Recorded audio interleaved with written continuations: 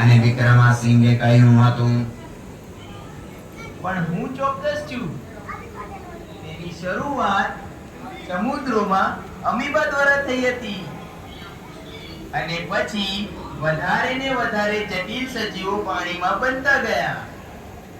પછી આવ્યા એમ્ફિબિયન્સ, મોટા રેપ્ટાઇલ્સ અને મેમલ્સ. પ્રાઇમેટ્સ. ચાલે જા, દૂર થઈ જા. અમે ખૂબ અગત્યની ચર્ચા કરી રહ્યા છીએ.